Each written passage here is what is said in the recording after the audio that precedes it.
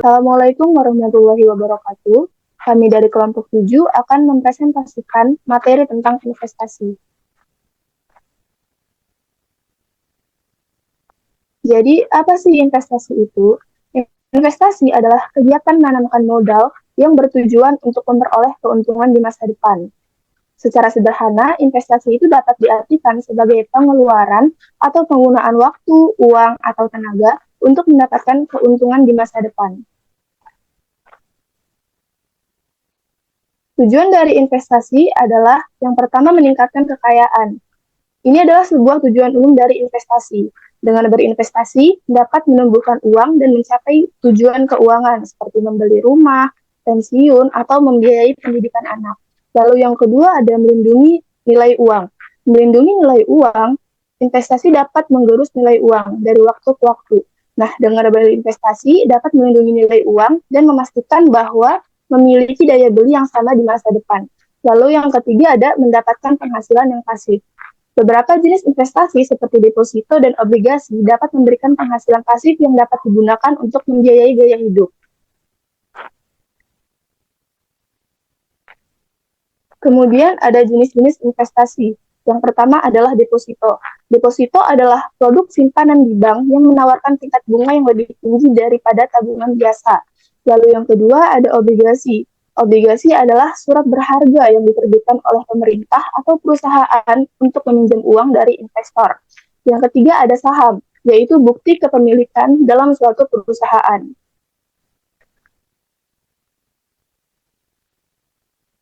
Yang keempat ada reksadana. Reksadana sendiri adalah wadah yang menghimpun dana dari investor untuk diinvestasikan dalam berbagai instrumen investasi. Yang kelima ada emas, yaitu aset tradisional yang sering digunakan sebagai penyimpanan nilai.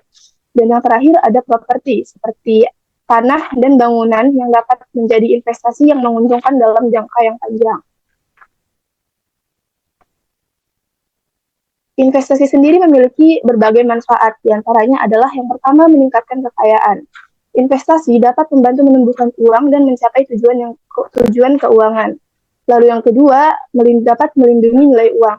Investasi dapat melindungi nilai uang dari inflasi. Yang ketiga, investasi bisa menghasilkan pendapatan yang pasif. Beberapa jenis investasi dapat memberikan penghasilan pasif yang dapat digunakan untuk membiayai gaya hidup. Lalu yang keempat, investasi dapat mendiversifikasi portofolio. Investasi dapat membantu mendiversifikasi portofolio dan mengurangi risiko keuangan. Lalu yang kelima ada mencapai tujuan keuangan. Investasi dapat membantu mencapai tujuan keuangan seperti membeli rumah, pensiunan, atau membiayai pendidikan anak.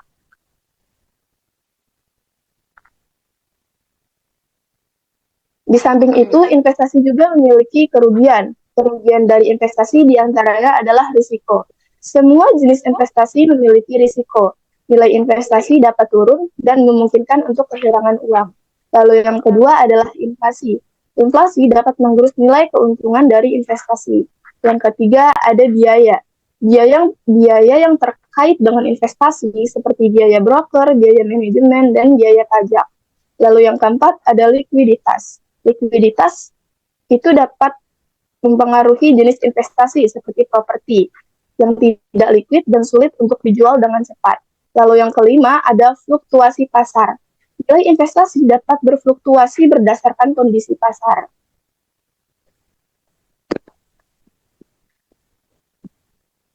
Selanjutnya ada realisasi investasi penanaman modal.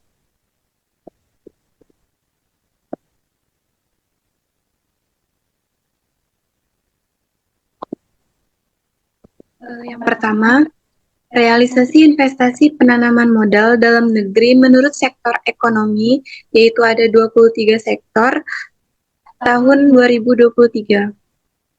Yang pertama itu ada sektor tanaman pangan, perkebunan, dan peternakan. Realisasi investasinya yaitu sebesar 42.912. Yang kedua itu ada kehutanan mencapai angka 232,5. Yang ketiga ada perikanan yaitu 2.506,5. Yang kelima itu ada industri makanan, yaitu sebesar 54.827,9. Yang keenam ada industri tekstil, yaitu sebesar 7.949,8. Yang ketujuh itu ada industri barang dan kulit dan alas kaki, mencapai angka 1.641,5. Yang kedelapan ada industri kayu, yaitu sebesar 4.610,7. Dan yang kesembilan ada industri kertas dan percetakan sebesar 9.295. Kesepuluh ada industri kimia dan farmasi, yaitu mencapai 33.869,9. Next. Yang ke-11 ada industri karet dan plastik, yaitu 90.256,1. 12 ada industri mineral, yaitu 7.770,4. Ke-13 ada industri logam dasar, barang logam, bukan mesin dan peralatannya mencapai angka 25.886,2. Ke-14 ada industri mesin, elektronik, instrumen kedokteran, peralatan listrik, presisi optik dan jam, yaitu sebesar 4.263,3. Ke-15 ada industri kendaraan bermotor dan alat transportasi lain sebesar 6.172,7. 16 ada industri lainnya sebesar 6.113,8. 17 ada listrik, gas, dan air sebesar 37.584,9. Ke-18 ada konstruksi sebesar 32.813,4. Ke-19 ada perdagangan dan reparasi mencapai angka 48.557,8. Ke-20 ada hotel dan restoran mencapai angka 23.362,9. Ke-21 ada transportasi, gudang, dan telekomunikasi sebesar 766.059,4. Ke-22 ada kawasan industri dan perkebunan sebesar 77.099,2.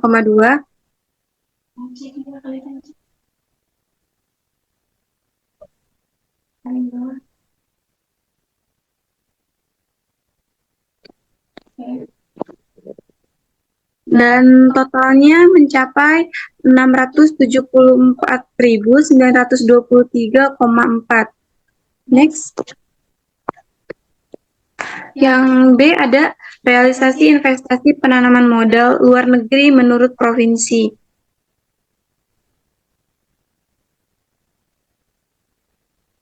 Nah, di situ beberapa macam provinsi setelah dikalkulasikan pada tahun 2021, 2022, dan 2023 mencapai angka next.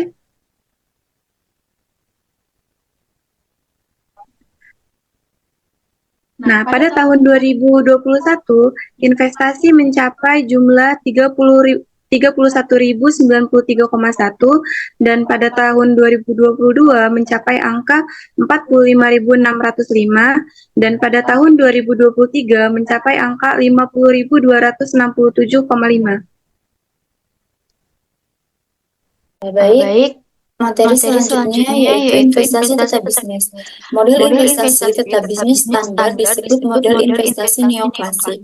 Model neoklasik mengkaji manfaat dan biaya bagi perusahaan untuk memiliki barang-barang modal. Yang pertama ada harga sewa modal. Harga sewa modal berkaitan dengan produksi pokok gas sebagai pendekatan yang baik tentang bagaimana perekonomian aktual mengubah modal dan tenaga kerja menjadi barang dan jasa. Seperti pada rumus di bawah ini. Y sama dengan A pangkat alfa L1 min alfa, di mana Y adalah output, K modal, L tenaga kerja, dan A parameter yang mengukur tingkat teknologi, dan alfa parameter antara 0 dan 1 yang mengukur bagian modal atas output. Produk marginal modal untuk fungsi produksi kop gas adalah MPK sama dengan alfa A L per K pangkat 1 min alfa. Karena harga sewa real sama dengan produk marginal modal dalam equilibrium, kita dapat menulis LR per P sama dengan alfa A L per K 1 min alfa.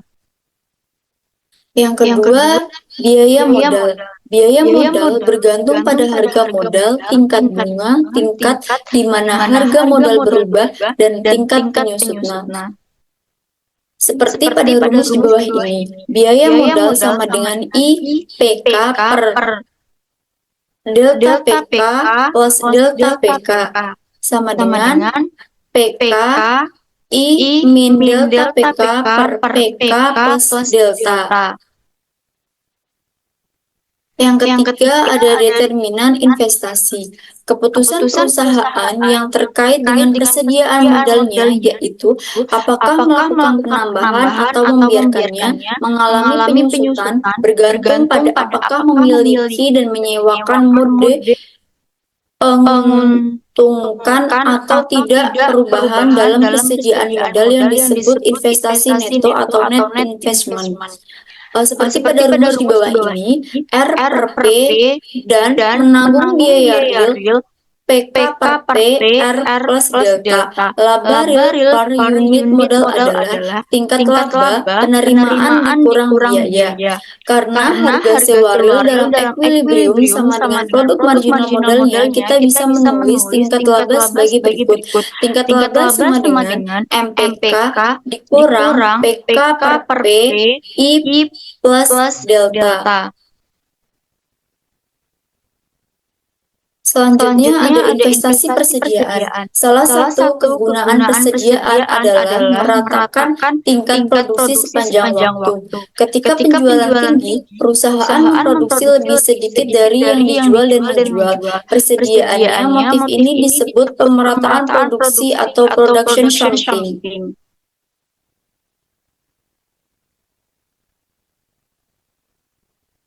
Selanjutnya ada model percepatan persediaan. Sebuah model sederhana yang dapat menjelaskan data dengan baik tanpa menyokong motif tertentu. Model percepatan persediaan mengasumsikan bahwa perusahaan menyimpan persediaan yang proporsional terhadap tingkat output perusahaan. Seperti pada rumus, N sama dengan beta Y, di mana beta adalah parameter yang menunjukkan berapa banyak persediaan yang akan disimpan perusahaan seperti sebagai proporsi output. Investasi persediaan atau I adalah perubahan dalam persediaan delta N, karena itu I sama dengan delta N sama dengan beta delta Y.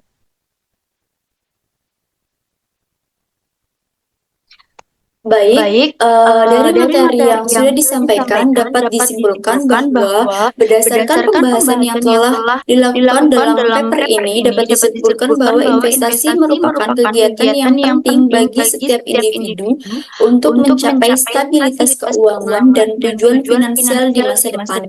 Dengan berinvestasi, individu dapat mengelola keuangan mereka dengan lebih optimal dan terhindar dari risiko nilai uang yang tergerus inflasi.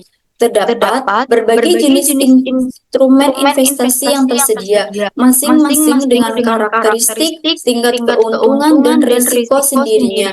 Memiliki instrumen investasi yang tepat sangat penting untuk mencapai kesuksesan berinvestasi. Faktor-faktor yang perlu dipertimbangkan dalam memilih instrumen investasi antara lain profil risiko, tujuan keuangan, jangka waktu investasi, dan pengetahuan tentang instrumen investasi. Baiklah, cukup sekian materi yang dapat kami sampaikan. Kurang dan lebihnya kami mohon maaf. Kami akhiri. Wassalamualaikum warahmatullahi wabarakatuh.